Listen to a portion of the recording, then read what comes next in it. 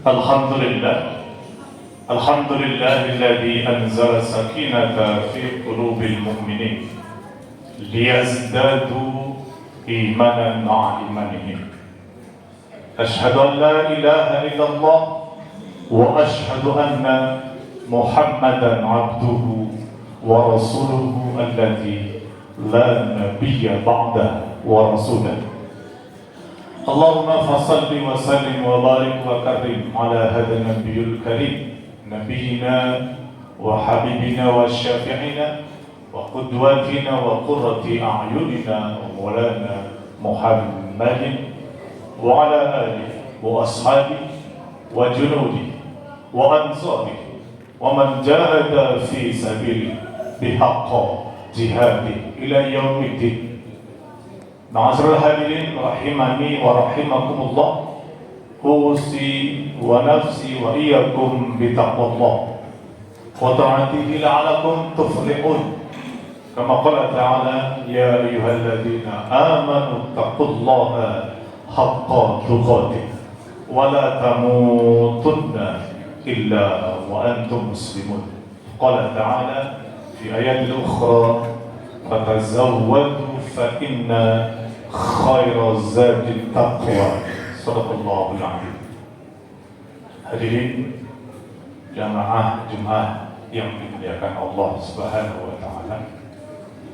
Hari ini bisa jadi insyaallah adalah hari Jumat yang memiliki nilai istimewa di mata Allah Subhanahu wa taala.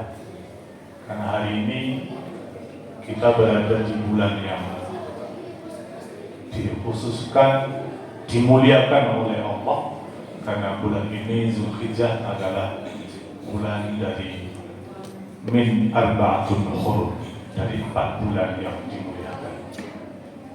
Lebih dari itu, hari ini hari Jumat berada dalam 10 hari di awal Zulhijjah yang kita pahami, yang kita ikuti fatwa Nabi atau sabda Nabi, betapa Nabi mengatakan tidak ada hari yang mana amal-amal soleh fiha, di dalamnya, maksudnya adalah dalam 10 hari pertama bulan Zulhijjah, ahabbu ilallah, yang Allah lebih cintai atau mencintainya daripada hari-hari yang lain.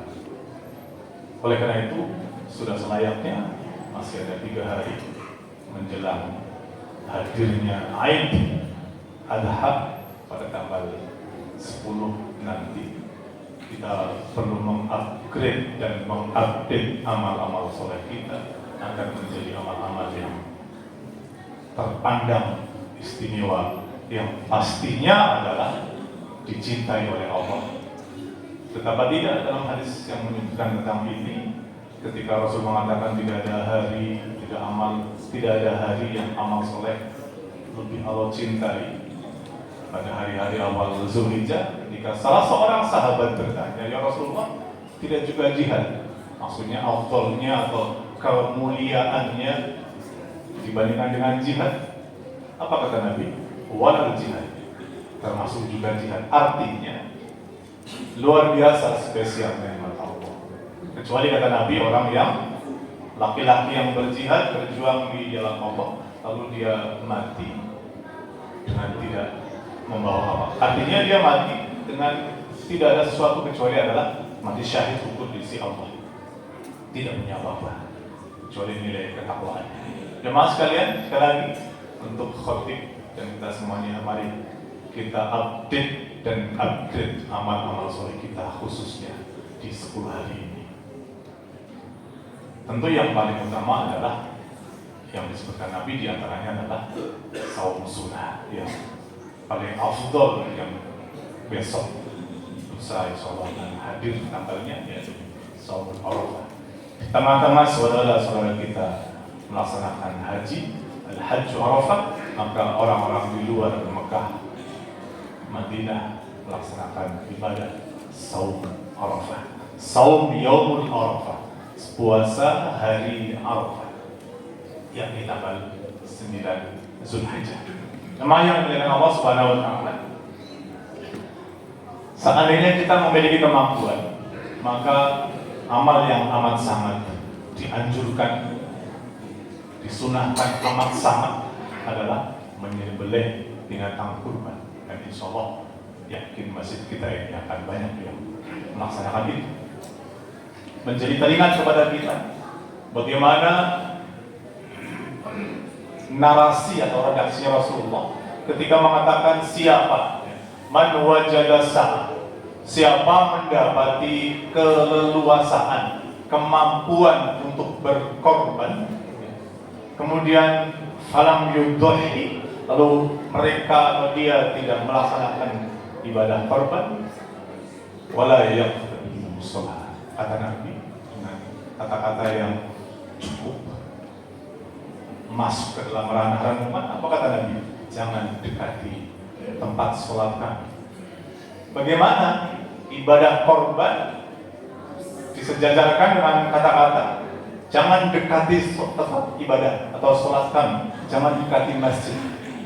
Orang yang mampu berkorban tapi tidak berkorban, meskipun sebagian mazhab mengatakan sunnah muakkadah, sebagian juga mengatakan wajib, tapi yang pasti berkorban adalah sebuah ibadah, ekspresi rasa syukur atas nikmat yang Allah berikan kepada manusia, dan itu adalah menapaktilasi, mencontoh suri tauladan yang telah Allah tampilkan semua peristiwa itu dalam ayat-ayat Quran tentang sosok Nabi yang dipanggil dengan Khalilullah, kekasih Allah, yakni Nabiullah Ibrahim alaihissalam. Allah tampilkan semua sosok nabi-nabi, dan salah satunya adalah Nabi Ibrahim yang dicontoh Abul Anbiya wal Mursalin sebagai bapak para nabi dan rasul, Abu Tauhid, bapaknya Tauhid, bapak akidah. Salah satunya bisa kita baca dalam berbagai ayat-ayat Quran dan surah-surah yang bertebaran dengan Quran, karena Ibrahim nabi yang dari awal sampai sekian tahun usianya selalu berada dalam ujian dan cobaan yang bahkan di luar istilah yang tepat irrasional. Bagaimana Allah menguji ketaatan, kesabaran, kecintaan seorang nabinya dengan sebuah ujian, dengan sebuah perintah yang tidak cuma mengorbankan yang bernama harta, benda atau kekayaan, tapi disuruh mengorbankan belahan jiwa, anak yang dikasih, yang lama 80-an tahun lebih Ibrahim diuji dengan lama tidak punya anak, dan ketika doa terus dipanjatkan siang dan malam pada umur kesekian, umur yang sudah cukup renta, lalu Ibrahim kita dinaungi anak, dan kemudian anak terus besar-besar pada saat anak sedang lucu-lucunya. Allah perintahkan dengan wahyunya, dengan syariatnya untuk mengorbankannya. Perintah yang tidak mungkin mampu dikerjakan oleh kita. Seandainya perintah mengorbankan anaknya, wahai orang-orang beriman, korbankan anakmu pada usia 10 tahun misalnya, siapa yang mampu mengerjakan itu, Pak? Oleh karena itu yang kita ambil pelajar dari pengorbanan Ibrahim adalah bagaimana Ibrahim antara perasaan cinta, antara rasa cinta dengan kebenaran, dengan tuntutan syariat atau ujian dari Allah. Ternyata Ibrahim lulus.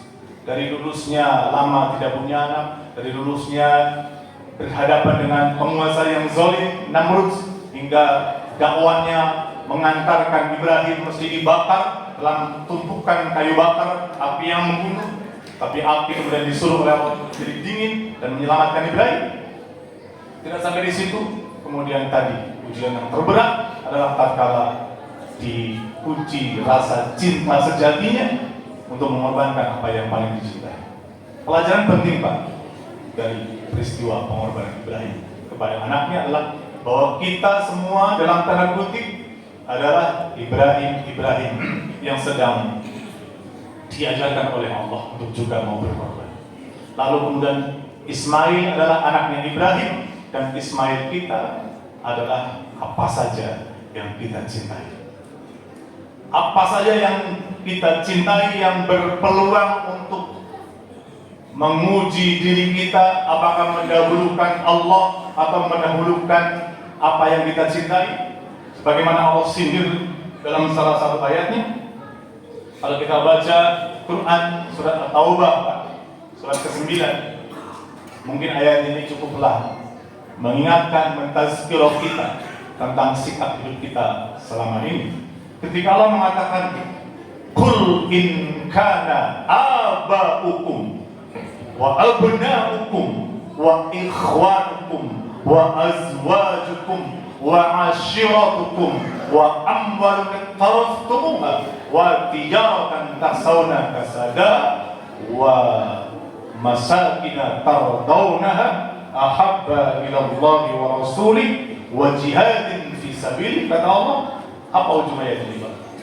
Allah mengatakan, "Fatarabbasu hatta ya'ti Allah bi amrih." Coba kita lihat, Pak, makna dari ayat yang kita lantunkan tadi.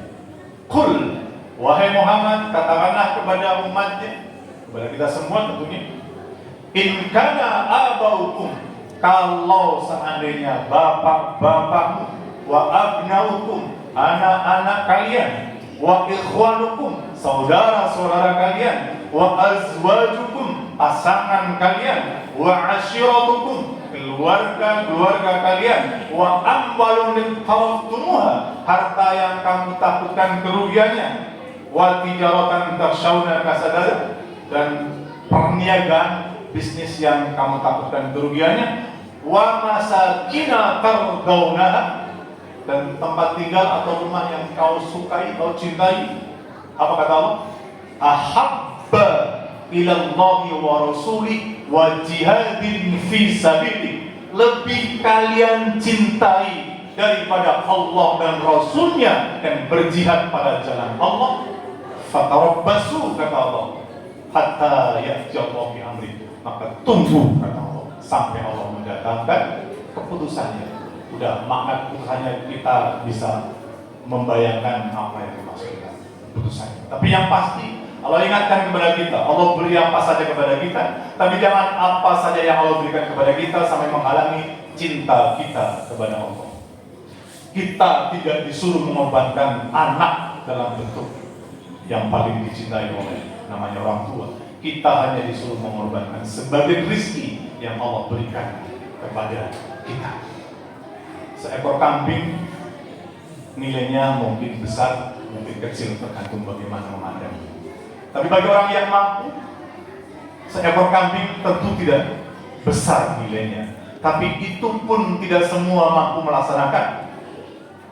Tiba-tiba saya teringat kepada sebuah contoh, Pak. Ini mungkin contoh yang menggedor kesadaran kita. Saya kira kalau kita hidup normal, punya pekerjaan, punya rumah, punya mobil, punya hal-hal yang mendukung dalam fasilitas kehidupan. Nah, kemudian contoh yang kita bisa ambil yang sangat luar biasa adalah di Banjarnegara ada sebuah desa namanya Kerajaan, dalam sebuah kecamatan di wilayah Kabupaten Banjarnegara. Saya agak lupa persis, tapi kira-kira tahun lalu 2023, Pak, jumlah sahibul korban itu dalam satu desa saja, Pak, itu 748 pengkorban. Tapi itu terdiri dari patungan sapi dan kambing. Artinya sahibul kurban, artinya orang yang berkurban dalam sebuah dukuh atau desa, bagian dari desa. Katakanlah desa atau di Jakarta kelurahan gitu, Pak. Tentu bayangan kita bisa tebak, Pak. Satu kampung paling hanya berapa kakak, ya. Saya punya kampung nggak sampai 1000 kakak, ada luas. Nah, tapi sahibul kurban, orang yang melaksanakan sunnah kurban, mencapai angka 750-an orang.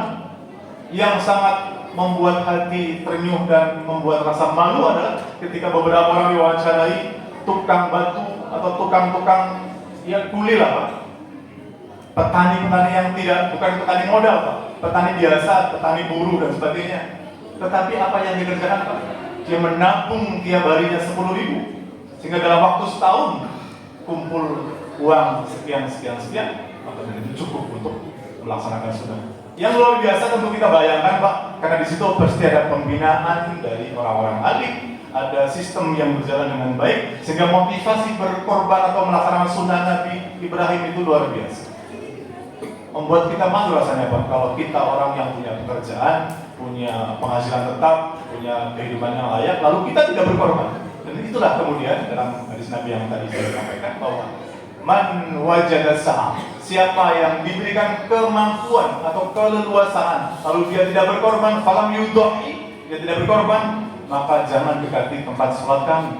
Kalau lihat contoh di desa kerajaan negara ini, banyak orang yang sebenarnya dalam keadaan ekonominya tidak terlalu mampu Pak, karena namanya kuli, buruh, petani biasa kan dalam tanda kutip bukan orang yang kategori kemampuannya besar, tetapi niatnya luar biasa. Artinya pemahaman kepada sunnah, pemahaman kepada perintah Allah, pemahaman kepada nilai-nilai keilahiannya luar biasa. Pelajaran buat kita Pak, bahwa sesungguhnya beramal soleh itu memang yang sangat penting adalah bagaimana pemahaman kepada nilai besarnya amal soleh itu di hadapan Allah Subhanahu wa Ta'ala. Sekali lagi Pak, bahwa kita tidak disuruh mengorbankan anak yang kita cintai dalam bentuk anak kita, tapi yang kita disuruh adalah hanya sebagian rezeki yang Allah berikan kepada kita untuk dikorbankan. Itulah letak pertunjukan rasa cinta yang sesungguhnya kepada Allah. Di akhir khutbah ini saya ingin mengatakan kepada kita semua, teman sekalian, dalam kehidupan kita sehari-hari, setiap kita pasti sering berbenturan antara kepentingan Allah, maksud saya antara cinta Allah, antara hal-hal yang sifatnya ukhrawiyah, hal-hal yang sifatnya ilahiyah, dengan kepentingan kemaksudan atau kepentingan nafsu atau kepentingan rasa suka kita sebagai manusia. Pada titik itu kita akan teruji Pak, apakah Allah yang kita dahulukan atau kepentingan kita yang kita dahulukan.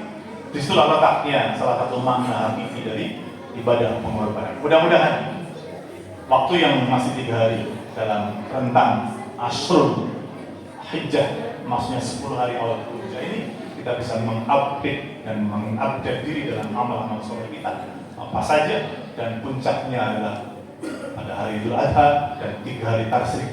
Maka orang-orang beriman yang memiliki kemampuan diuji oleh Allah untuk membuktikan bagaimana melaksanakan sunnah Nabi yang berkorban. Mudah-mudahan kita semua diberikan kelegaan lahir batin, ya harta, ya niat yang kuat untuk bisa mencontoh secuil dari napak tilas kanjeng Nabi Ibrahim alaihissalam.